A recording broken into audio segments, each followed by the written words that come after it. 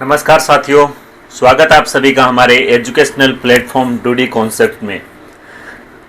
साथियों, last session है उसमें हम देख रहे थे बौद्ध धर्म से संबंधित कुछ शब्दावलियां देखी थी, जिनमें हमने देखा था उपासक कौन होते हैं। बौद्ध धर्म है उसके जो साधारण अनुयायी होते हैं वो क्या कहलाते हैं, उपासक कहलाते हैं। उसके बाद हमने देखा था एक शब्द देखा था उपसंपदा। क्या? उपसंपदा का क्या मतलब देखा था। उपसंपदा का मतलब होता है संघ में शामिल होना या बौद्ध भिक्षु बनना। उसके बाद एक देखा था पातिमोक्ष है वो क्या होता है कि जो संघ है, संघ से संबंधित जो प्रतिबंधित कार्य है उनका जो उल्लेख है वो क्या कहलाता है, पातिमोक्ष है वो कहलाता है। उसके बाद हमने देखा था परवारना। क्या देखा था? परवारना का मतलब होता है कि वर्षा ऋतु के बाद जो बौद्ध भिक्षु होते हैं वो क्या करते हैं, सभी से क्षमा याचना करते हैं, वो क्या कहलाई, परवारना कहलाई। उसके बाद एक शब्द आता है कंथिन का मतलब होता है वस्त्र वितरण, यानी कि जो बौद्ध साधु होते हैं वो क्या है, आपस में क्या वस्त्रों को क्या करते हैं, वितरण करते हैं, तो वो क्या कहलाता है, कंथिन कहलाता है। उसके बाद एक शब्द देखा था हमने परिव्राजक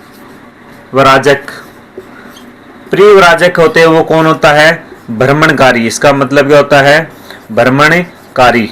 ये क्या कहलाते हैं, इसका मतलब है। ये हमने क्या देखी थी, कुछ जो शब्दावलियां हैं बौद्ध धर्म उसमें देखी थी। उसके बाद हमने क्या देखा था, हमारा नया टॉपिक है वो शुरू किया था हमने, कौन सा, जैनिज्म, जैन धर्म शुरू किया था, जिसमें हमने देखा था कि जैन शब्द है उसकी उत्पत्ति किससे हुई थी, जिन शब्द से हुई थी, जिसका अर्थ है वो क्या है, विजेता। अर्थात जिस व्यक्ति ने अपनी इंद्रियों को क्या कर लिया है, अपने वश में कर लिया है या इंद्रियों को जीत लिया है। उसके बाद हमने देखा था कि जैन मान्यताओं के अनुसार जैन धर्म में कितने तीर्थंकर हैं, 24 तीर्थंकर हैं। कितने तीर्थंकर हैं, 24 तीर्थंकर है, जिनमें क्या है कुछ महत्वपूर्ण है। ये जो तीर्थंकर होते हैं इनकी सबकी जो मूर्तियां होती हैं, मूर्तियां तो क्या होती है इनकी, सबकी समान होती है, नैन नक्श रूप वगैरह सब में क्या समान होती है, लेकिन इनका क्या होता है, जो प्रतीक होते हैं, प्रतीक है वो क्या होते हैं, भिन्न भिन्न होते हैं। तभी क्या इनकी क्या होती है, पहचान होती है। ये जो जैन तीर्थंकर है उनकी पहचान है वो क्या होती है, इनके प्रतीकों से होती है। पहला जो तीर्थंकर है वो हमने देखा था ऋषभदेव। फर्स्ट जो तीर्थंकर था, कौन सा फर्स्ट तीर्थंकर है वो हमने कौन सा देखा था, ऋषभदेव या आदिनाथ। कौन सा देखा था, ऋषभदेव या आदिनाथ है, जिन्हें जैन धर्म का संस्थापक माना गया था। इसके प्रतीक चिन्ह की बात करें तो इसका प्रतीक चिन्ह था वो कौन था, वृषभ था, इसलिए इन्हें किस नाम से जाना गया, वृषभनाथ के नाम से जाना गया। किस नाम से जाना गया, वृषभनाथ के नाम से जाना गया था। उसके बाद 21वां जो तीर्थंकर है वो कौन था, नेमी था, और जो 22वां तीर्थंकर है वो कौन था, अरिष्ट नेमी देखा था। 21वां है उसका नाम नेमिनाथ,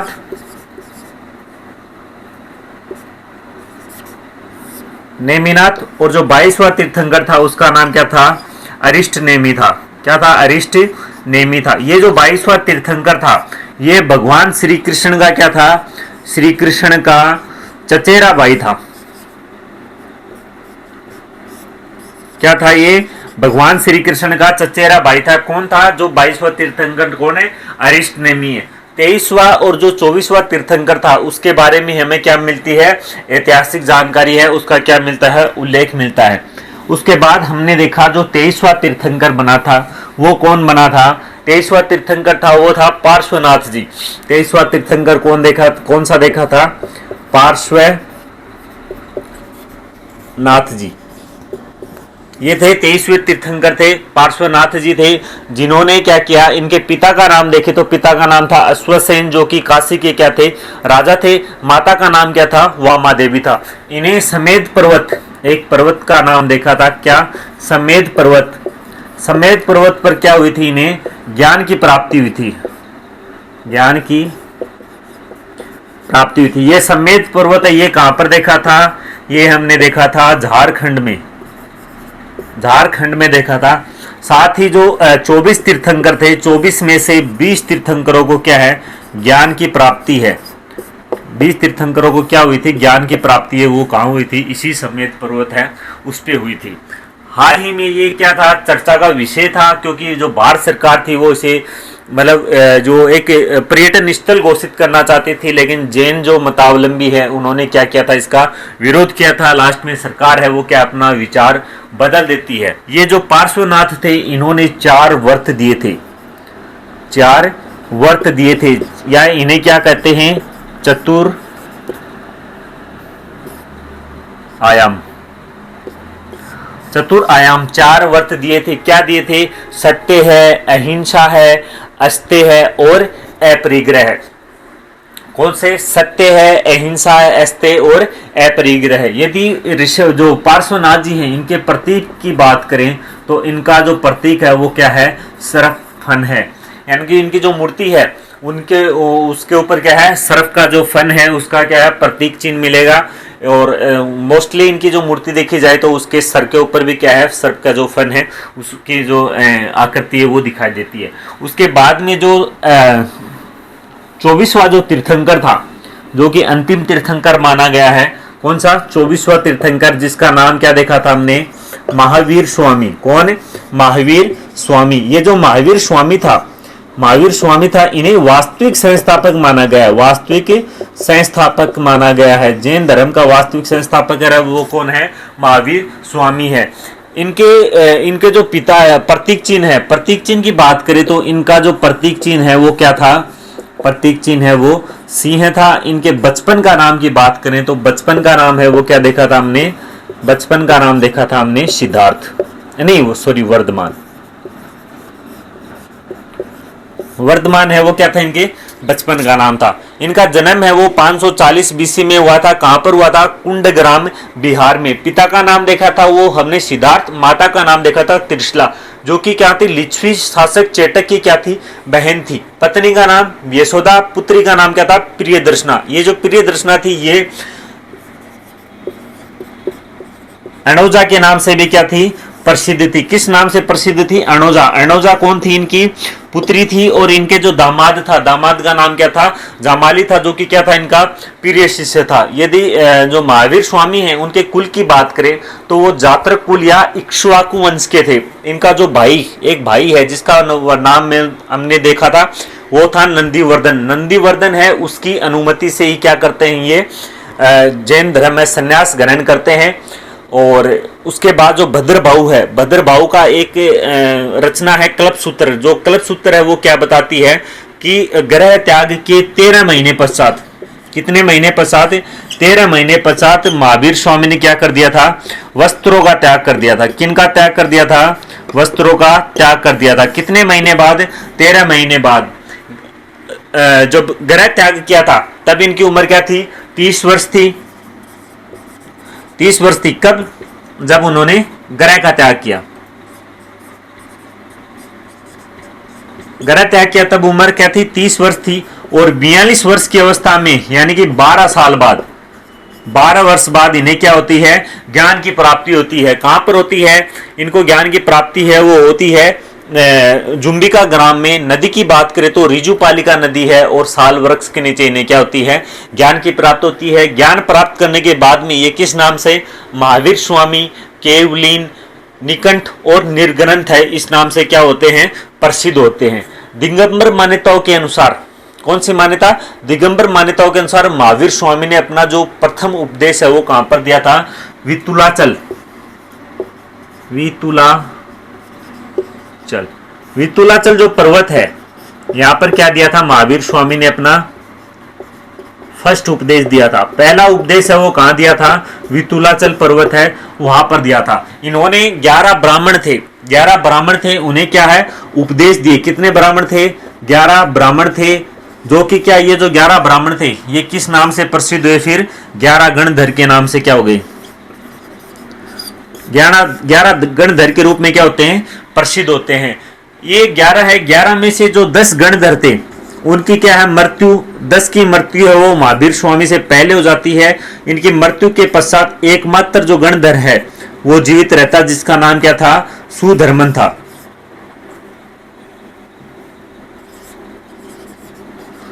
सुधर्मन है वो क्या है? एकमात्र ऐसा जो गणधर था जो कि क्या है, इनकी मृत्यु के बाद भी जीवित रहता है। और ये क्या है, जब 72 वर्ष की अवस्था में, 72 वर्ष की अवस्था में महावीर स्वामी है, उनका क्या हो जाता है? निधन हो जाता है। तो ये जो सुधर्मन है ये क्या करता है? जैन धर्म है उसका क्या करता है?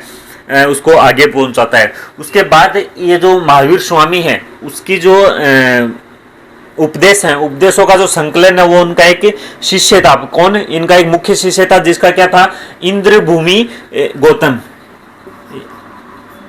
इंद्रभूमि गौतम। ये जो इंद्रभूमि गौतम था,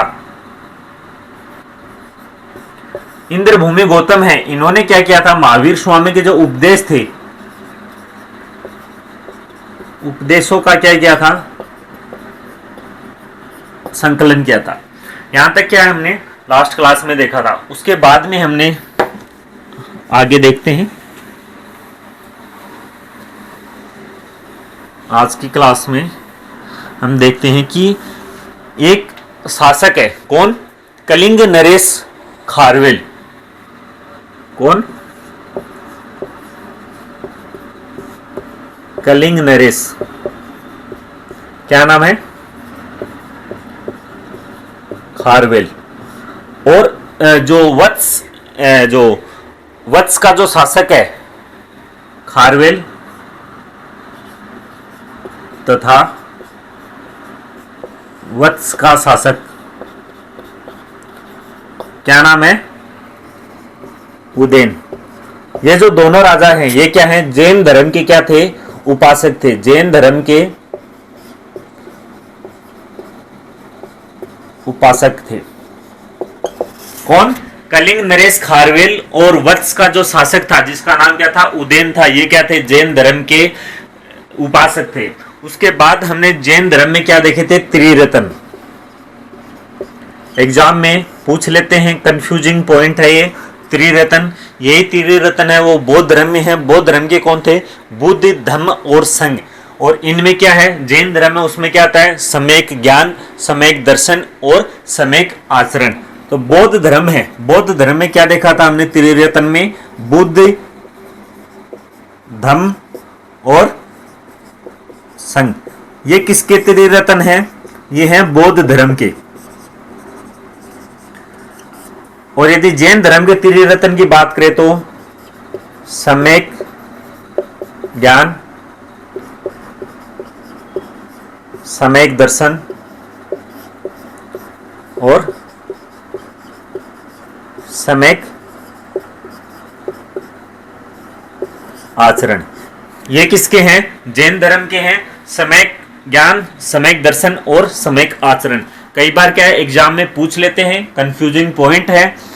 त्रिरत्न है वो दोनों के ही, जो बौद्ध धर्म और जो जैन धर्म है उनके जो त्रिरत्न है उन दोनों के बारे में कई बार एग्जाम में पूछ लेते हैं कि निम्न में से जो बौद्ध धर्म है उसका त्रिरत्न कौन सा है, जैन धर्म का कौन सा है। तो जो जैन धर्म के हैं उन त्रिरत्न है उनमें क्या है? सबसे पहले क्या आता है? सम्यक ज्ञान। सम्यक शब्द है वो जुड़ता है, कॉमन शब्द है वो कौन सा है? सम्यक है जैन धर्म में। जबकि जो बौद्ध धर्म के त्रिरत्न है उनमें क्या है? बुद्ध, धम्म और संघ है। ये क्या थे? त्रिरत्न थे। उसके बाद 4 महावर्त है वो किसने जोड़े थे? जो पार्श्वनाथ जी थे, पार्श्वनाथ जी ने 4 वर्त जोड़े थे। और जो महावीर स्वामी है, महावीर स्वामी ने 5वां वर्त जोड़ा था। 5वां वर्त जिसका नाम क्या था? ब्रह्मचर्य। ब्रह्मचर्य है जो 5वां वर्त है वो किसने जोड़ा था? महावीर स्वामी है, इन्होंने जोड़ा था। और इस तरीके से जैन धर्म में वो कितने वर्त हो गए? 5 वर्त हो गए। इन वर्तों को मुख्य रूप से 2 भागों में बांटा गया था, 2 कैटेगरियों में बांटा गया था। एक थे अणुवर्त और दूसरे कौन से थे? महावर्त। ये जो वर्त थे, वर्त को फिर कालांतर में कितने भागों में बांटा? 2 भागों में बांटा। पहला कौन सा था? अणुवर्त। और एक कौन सा था? महावर्त। ये जो अणुवर्त हैं ये कैसे लोगों के लिए था? जिन्होंने जैन धर्म अपना रखा था लेकिन कैसे हैं? गृहस्थ लोग हैं, गृहस्थ लोगों के लिए। और ये किन के लिए है, महावर्त है वो किन के लिए है, जैन साधु सन्यासियों के लिए।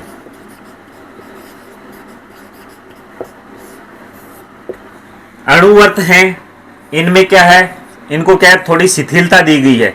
क्या दी गई है, क्या दी गई है, शिथिलता दी गई है। जबकि जो महावर्त हैं उनका क्या है, कठोरता से पालन किया जाता है, कठोरता से पालन होता है।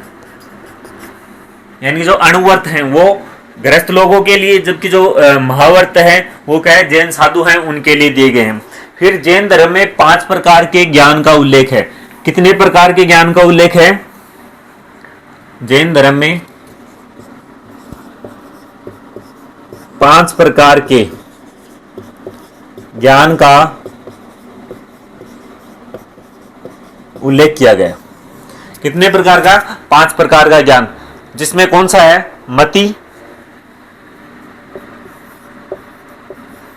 मति,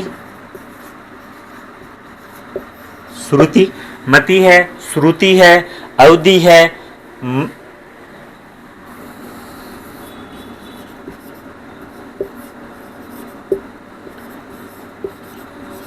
मन है, प्रिय, मन है, प्रिय है, और एक 5वां जो ज्ञान है वो कौन सा है, केवल्य। यदि मति की बात करें तो मति क्या है, इंद्रिय जनित ज्ञान।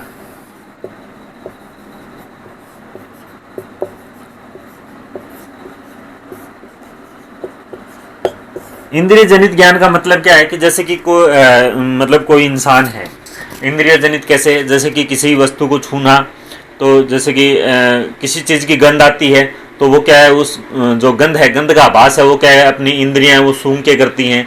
या फिर किसी चीज़ को, गर्म वस्तु को छूते हैं तो ऐसे पता चलता है कि ये चीज़ गर्म है, तो वो कौन सा है, इस प्रकार का जो ज्ञान है वो क्या है, इंद्रिय ज्ञान है। उसके बाद श्रुति ज्ञान। श्रुति का मतलब क्या होता है, सुनना, यानी कि सुनकर प्राप्त किया गया ज्ञान। सुनकर जो श्रुति के द्वारा जो ज्ञान प्राप्त किया है, सुनकर जो ज्ञान प्राप्त किया जाता है वो क्या है, श्रुति ज्ञान है। अवधि ज्ञान की बात करें, अवधि ज्ञान की बात करें तो जो दूर देश का जो ज्ञान है, यानी कि भूत एवं भविष्य का जो ज्ञान है वो कैसा ज्ञान है, अवधि ज्ञान है। यानी कि दूर देश का ज्ञान, या फिर कैसा, भूत भविष्य का ज्ञान। दूर देश का यानी कि आज हम यहाँ बैठे हैं अपनी जगह पे, और दिल्ली में क्या हो रहा है, ये क्या है, ये दूर का ज्ञान है। या फिर ऐसे कि हम भारत में बैठे हैं, उधर अमेरिका है उसमें क्या हो रहा है, चाइना है उनमें क्या हो रहा है, रशिया है उनमें क्या हो रहा है। तो ऐसा जो ज्ञान है वो क्या है, दूर देश का ज्ञान है। या फिर जैसे कि बात करें कि अब जो घटना घटित हो रही हैं, जैसे भविष्य में पानी का संकट आएगा या नहीं आएगा, ये क्या है, इस प्रकार का जो ज्ञान है वो क्या है, भविष्य का ज्ञान है। भूत का जो ज्ञान है कि ये बात करें तो जैसे कि पुलवामा जो हमला है वो कैसा है, उस प्रकार का जो ज्ञान है वो कैसा है, जो भूत काल है उसका ज्ञान है। उसके बाद जो क्या है, मन प्रिय ज्ञान। क्या मन प्रिय ज्ञान है, ये कैसा है कि जो किसी के मन की बात जान लेना, यानी कि किसी के मन की बात जान लेना, इस प्रकार का जो ज्ञान है वो किन में सर्वाधिक देखने को मिलता है, अपने जो घर वाले होते हैं उनमें देखने को मिलता है। अपने जो माता पिता हैं वो ऐसा सिर्फ चेहरे के जो हाव भाव हैं वो देख के ये बता देते हैं कि बच्चे का जो मन है उसमें क्या है, क्या चल रहा है। या फिर जो अपने दोस्त हैं, यदि कोई इंसान है, यदि हम उदास बैठे हैं तो अपना कोई घनिष्ठ मित्र होता है वो क्या अपने चेहरे के हाव भाव है, अपने चेहरे के जो एक्सप्रेशन है वो देख के क्या बता देता है कि भाई हम किसी चीज़ में जो हम क्या है, चिंतित हैं। तो ऐसा ज्ञान है वो कैसा है, मन की जो बात जान लेता है। फिर केवल्य ज्ञान है वो क्या है, अंतिम या अंतिम या संपूर्ण ज्ञान। अंतिम या जो संपूर्ण ज्ञान है वो क्या है? कैवल्य ज्ञान है। उसके बाद हम देखते हैं जैन धर्म से संबंधित कुछ शब्दावलियाँ, ऐसी शब्दावलियाँ जिनका उल्लेख है वो जैन धर्म में देखने को मिलता है। तो 5 प्रकार के हमने ज्ञान देखे थे। कौन सा? मति ज्ञान, श्रुति ज्ञान, अवधि ज्ञान, मनपरीय ज्ञान और जो केवल्य ज्ञान है, ये हमने ज्ञान देखा था। उसके बाद में हम कुछ शब्दावलियाँ देखते हैं, जिनमें सबसे पहले हम क्या देखते हैं? जीव। तो जैन धर्म से संबंधित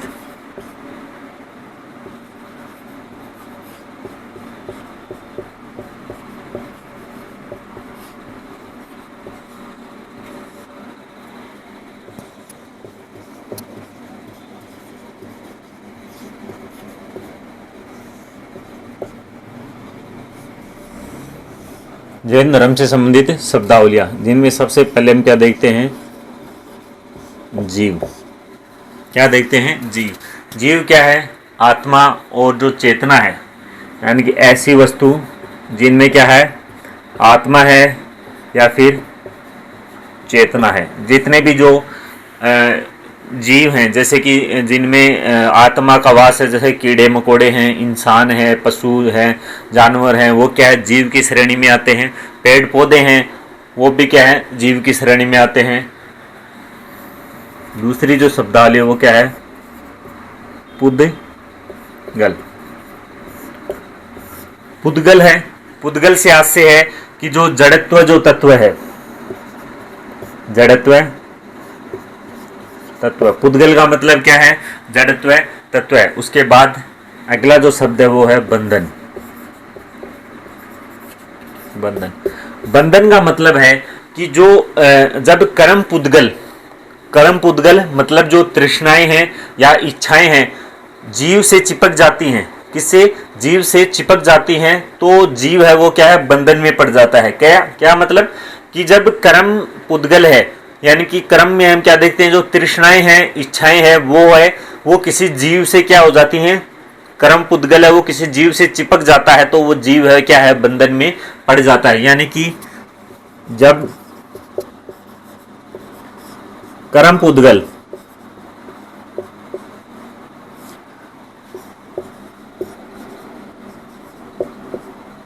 इच्छा तृष्णा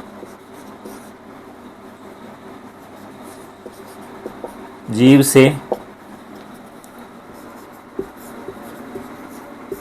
चिपक जाती है, तो जीव बंधन में पड़ जाता है।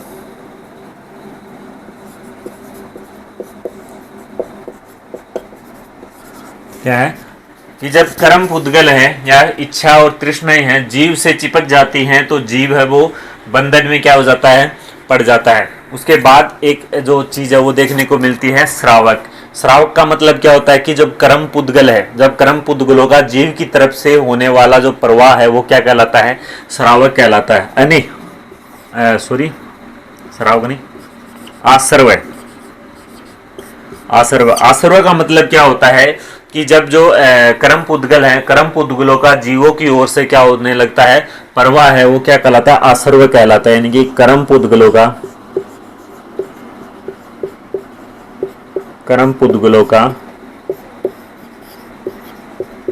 जीवों की ओर से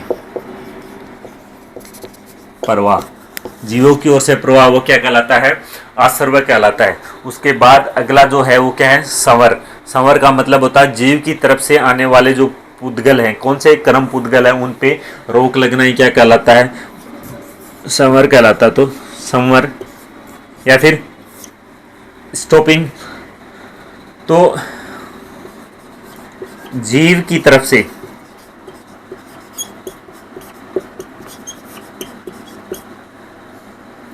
आ रहे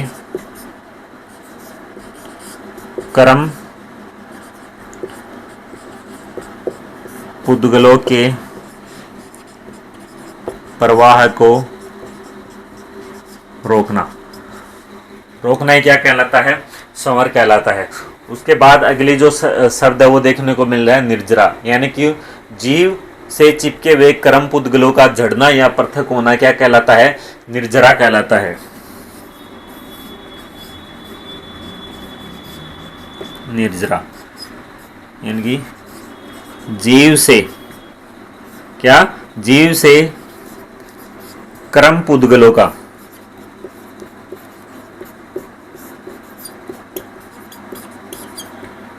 झड़ना, क्या है? जीव से कर्म पुद्गल है उनका क्या है? झड़ना या पृथक होना ही क्या कहलाता है? झड़ना या पृथक होना क्या कहलाता है?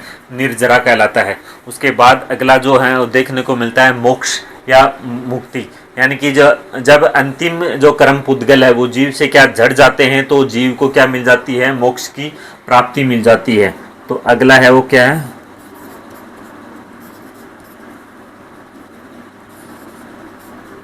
मोक्ष या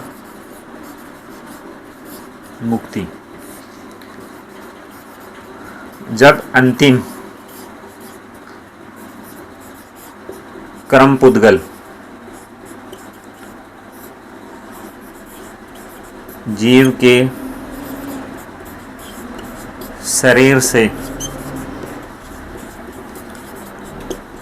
अलग होता है तो वो क्या कहलाती है? मोक्ष या मुक्ति कहलाती है।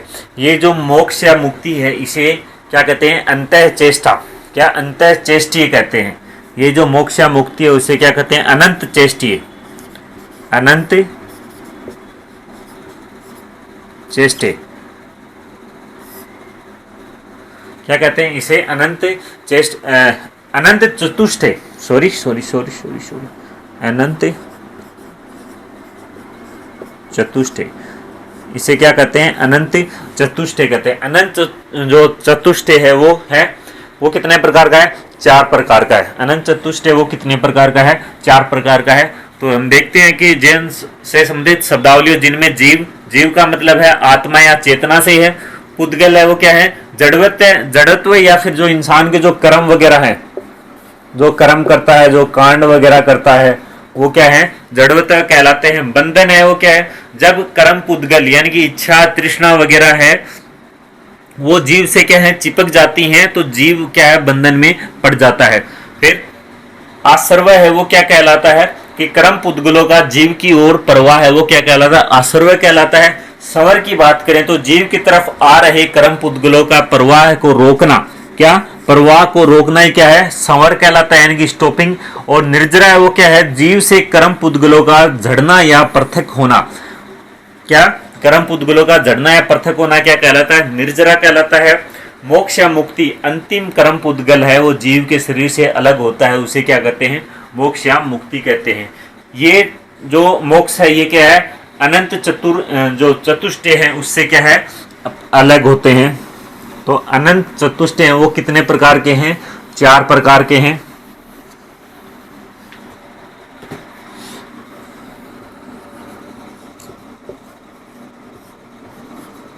अनंत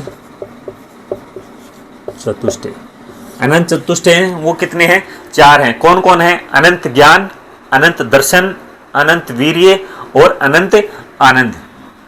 कितने हैं? 4। अनंत ज्ञान, पहला कौन सा है? अनंत ज्ञान। फिर दूसरा है अनंत दर्शन,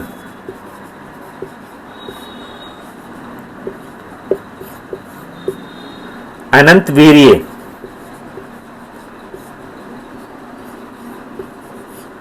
और चौथा है वो कौन सा है? अनंत आनंद। 4 ये 4 क्या है? अनंत चतुष्टय हैं, जिनमें पहला अनंत ज्ञान, अनंत दर्शन, अनंत वीर्य और अनंत आनंद। ये कितने हैं? 4 चतुष्टय हैं जो कि हमें क्या है? देखने को मिलते हैं। उसके बाद जो जीव है, जीव का जब जो मोक्ष मिलता है तो विश्राम स्थल है वो क्या कहलाता है? वो कहलाता है सिद्धशिला। क्या कहलाता है? सिद्धशिला, यानी कि जीव का जो विश्राम स्थल है, या फिर इसे क्या कहते हैं? आत्माओं का मुक्ति घर, मुक्त आत्माओं का घर भी कहते हैं। क्या कहते हैं? मुक्त आत्माओं का घर। जीव का विश्राम स्थल, विश्राम स्थल किस नाम से जाना जाता है? सिद्ध शिला। ये जो सिद्ध शिला है इसे किस नाम से जाना जाता है? आत्मा का मुक्तिघर या आत्मा का मुक्तिघर। जीव का विश्राम स्थल ही क्या कहलाता है? सिद्ध शिला कहलाता है। और सिद्ध शिला इसे क्या कहते हैं? आत्माओं का मुक्तिघर कहते हैं। क्या कहते हैं? आत्माओं का या फिर मुक्त आत्माओं का घर कहते हैं। आत्माओं का मुक्तिघर या फिर मुक्त आत्माओं का, मुक्त आत्माओं का घर है वो क्या है? सिद्ध शिला है। सिद्ध शिला वो क्या है? मुक्त आत्माओं का घर है। उसके बाद हमने जैन धर्म में क्या है? दो दर्शन है वो देखने को मिलते हैं, जिनमें पहला है वो कौन सा है? अनेकांतवाद। एक अनेकांतवाद है और दूसरा है वो कौन सा है? सय्यादवाद। अनेकांतवाद या सय्यादवाद। ये जो अनेकांतवाद है ये जैन धर्म, जो जैन दर्शन है, जैन दर्शन का तत्वमीमांसीय सिद्धांत है। कौन सा? जो अनेकांतवाद है वो क्या है? जैन धर्म का तत्वमीमांसीय सिद्धांत है। कौन सा सिद्धांत है? तत्वमीमांसीय सिद्धांत है। यह है जैन दर्शन का, जैन धर्म बोल लो या जैन दर्शन का कौन सा सिद्धांत है? तत्वमीमांसीय। कौन सा सिद्धांत है? तत्वमीमांसीय सिद्धांत है। कैसा सिद्धांत है ये? जैन दर्शन है उसका तत्वमीमांसीय सिद्धांत है वो कौन सा है? अनेकांतवाद है। अनेकांतवाद है। जैन धर्म के अनुसार इस जगत की जो अनेक वस्तुएं हैं, इस जगत में क्या है? अनेक वस्तुएं हैं और प्रत्येक जो वस्तु है उसमें क्या है? अनेक गुण पाए जाते हैं। क्या पाए जाते हैं? कि जैन धर्म है उसके अनुसार ये जो सृष्टि है इस जगत में क्या है? अनेक वस्तुएं हैं और प्रत्येक जो वस्तु उनमें क्या है? अनेक गुण हैं। इन गुणों में से कुछ गुण हैं वो कैसे हैं? नित्य हैं, तथा कुछ गुण कैसे हैं? परिवर्तनशील होते हैं। कुछ गुण कैसे होते हैं? नित्य होते हैं और कुछ गुण कैसे होते हैं? परिवर्तनशील होते हैं। तो क्या बताया गया है कि इस जगत में, इस सिद्धांत के अनुसार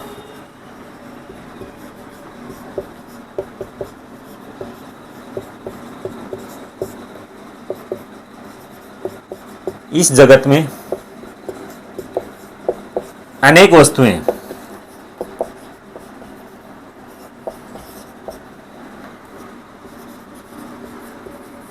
तथा इन वस्तुओं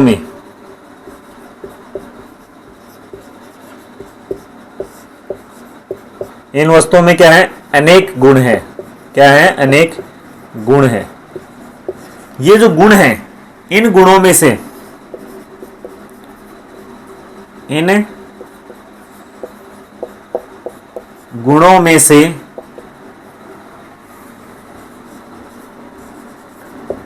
कुछ गुण तो कैसे हैं?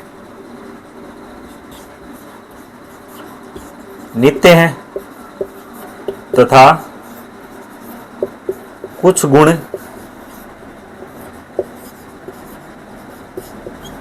परिवर्तनशील है।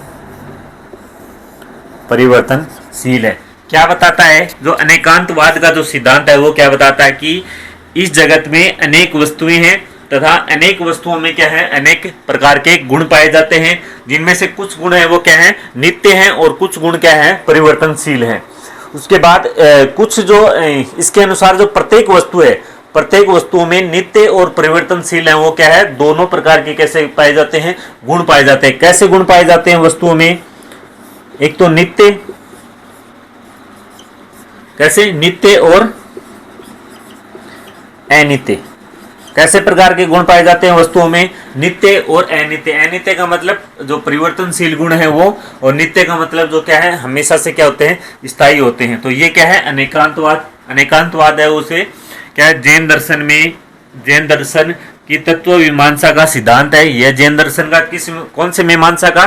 तत्व मीमांसा का सिद्धांत है। इसके अनुसार इस जगत में अनेक वस्तुएं हैं और अनेक वस्तुओं में क्या है, अनेक गुण पाए जाते हैं। कुछ गुण है वो वस्तुओं के क्या होते हैं, नित्य होते हैं, और कुछ गुण कैसे होते हैं, परिवर्तनशील होते हैं। तो इन वस्तुओं में जो गुण पाए जाते हैं, अर्थात जो वस्तुएं हैं उनमें जो गुण पाए जाते हैं वो कैसे गुण होते हैं, नित्य और अनित्य प्रकार के क्या पाए जाते हैं, गुण पाए जाते हैं। तो ये क्या है, अनेकांतवाद।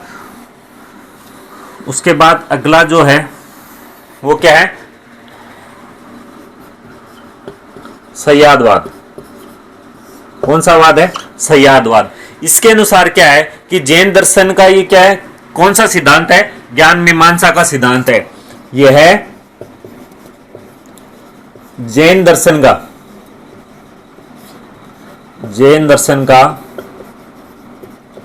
ज्ञान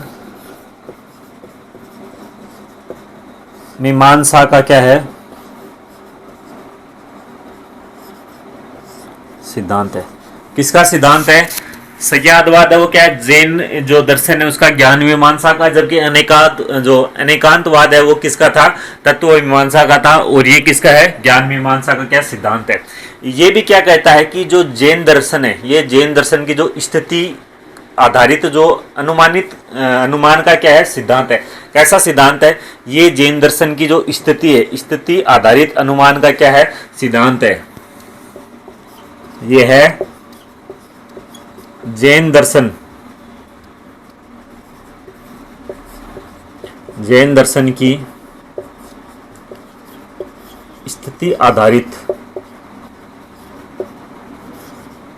क्या, जैन दर्शन की स्थिति आधारित अनुमान का सिद्धांत है।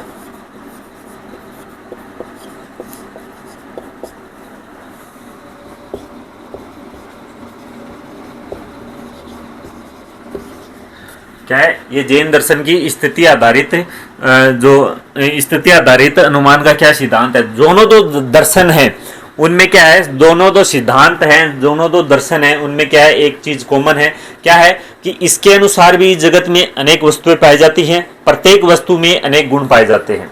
क्या पाए जाते हैं, प्रत्येक वस्तु में अनेक गुण पाए जाते हैं। साथ ही हम न तो इस जगत की सभी वस्तुओं को जान सकते हैं, और न ही जो सभी वस्तुएं उनके जो गुण हैं वो क्या है, हम जान सकते हैं। ये ज्ञान की सापेक्षता के जो सिद्धांत है उसका क्या करती है, पालन करती है। उसमें हमारा जो ज्ञान है, ज्ञान सदैव देश काल और स्थिति है, परिस्थिति है, उसके क्या है, सापेक्ष रहता है। हमारा जो ज्ञान है वो क्या है, वो सदैव वो देश काल की जो स्थिति है, परिस्थिति है, उनके खिलाफ उसके क्या होता है, पक्ष में होता है। उसके बाद ये क्या है, ये जैन धर्म में सात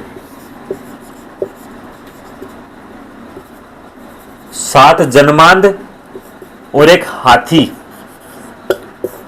हाथी की कहानी है, वो क्या करता है, उदाहरण से क्या है, समझाया गया है। 7 जन्मांध और एक हाथी की कहानी है जैन धर्म में, उससे क्या है, इसे किसे समझाया गया है, जो संयादवाद है उससे क्या है, समझाया गया है। 7 हाथी हैं, वो कहानी क्या है कि एक बार क्या होते हैं, 7 अंधे होते हैं। अंधा जो इंसान होता है उसे क्या है, हर चीज जो उसकी पकड़ होती है वो क्या है, मतलब कि जाए बहुत ज़्यादा होती है। जैसे कि उसे हम कहीं लेके जाते हैं, जो रास्ता लेके जाते हैं, तो उसे ये एक बार उस रास्ते से लेके जाते हैं, तो जब दोबारा आता है उस रास्ते पे, तो उससे क्या इस चीज़ का अनुभव हो जाता है कि हम कितना चले हैं, कहाँ पे कितना चलने के बाद, कितने पैर चलने के बाद में क्या है, मोड़ आएगा, कितना आगे चलने के बाद में नाला आएगा। ये चीज़ें उसको क्या होता है, अनुभव होता है।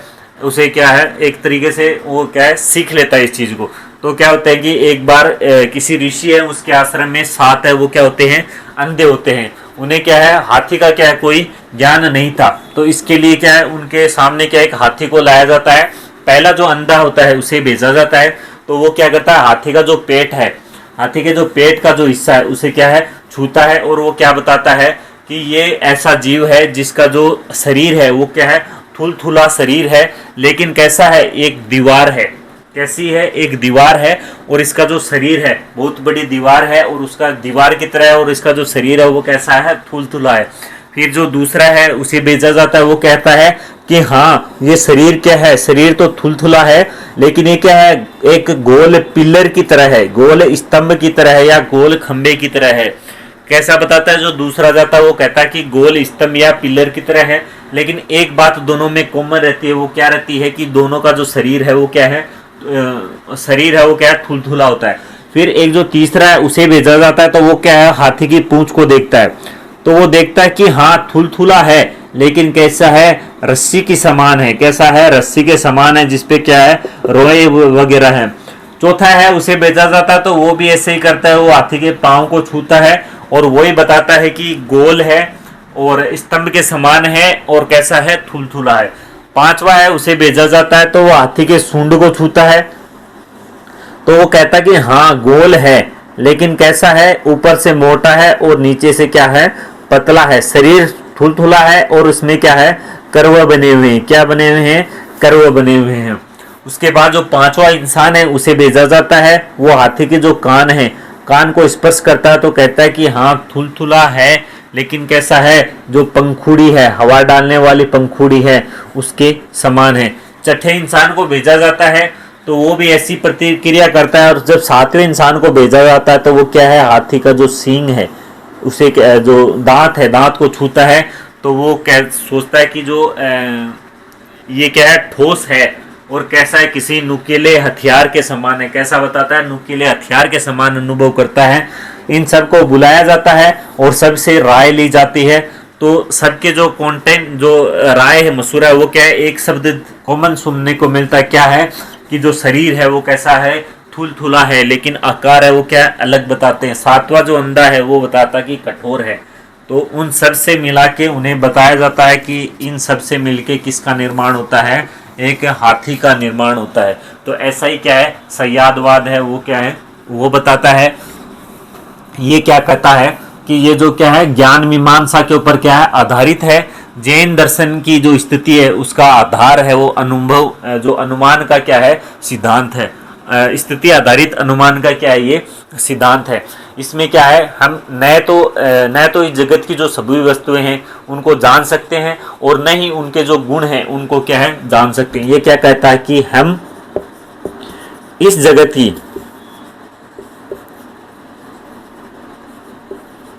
की वस्तुओं को न तो जान सकते हैं, कैसी वस्तुओं को, सभी वस्तुओं को न तो जान सकते हैं और न ही इनके ज्ञान को जान सकते हैं।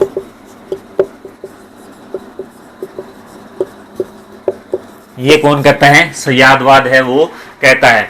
ये ज्ञान की सापेक्षता का क्या है, सिद्धांत है। ज्ञान की सापेक्षता का क्या है, सिद्धांत है।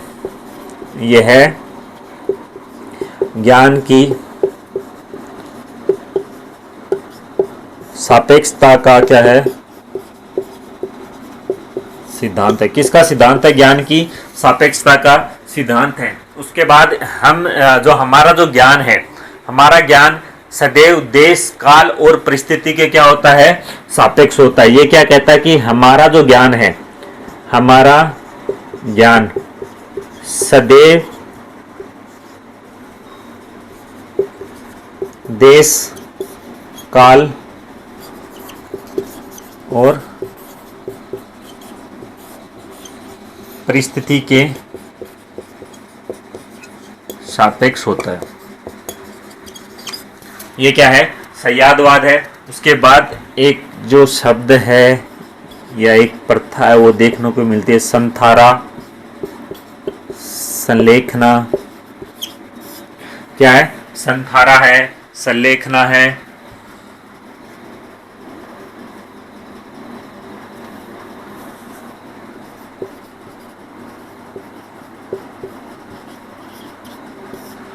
संथारा, संलेखना, या फिर क्या बोलते हैं इसे, निष्प्रतिक्रमण। क्या, निष्प्रतिक्रमण। तो इसका मतलब क्या होता है,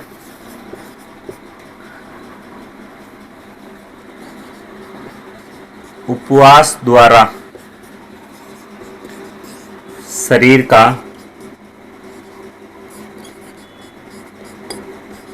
त्याग करना। ये जो संथारा और जो संलेखना है, इसका क्या हुआ था पहले, ये जो सरकार है इसने क्या इसको प्रतिबंधित करने का क्या किया था, प्रयास किया था। तो संलेखना और संथारा क्या है, उपवास द्वारा शरीर का क्या है, त्याग करना, क्या कहलाता है, संथारा कहलाता है। इसे दूसरा एक नाम से और जाना जाता है, क्या है, निष्प्रतिक्रमण। क्या है, निष्प्रतिक्रमण है, इस नाम से भी कैसे जाना जाता है। संथारा सलेखना या निष्प्रतिक्रमण है, उपवास द्वारा शरीर को त्यागना। यहाँ तक पढ़ेंगे, इससे आगे पढ़ेंगे हम नेक्स्ट क्लास में। तब तक के लिए धन्यवाद।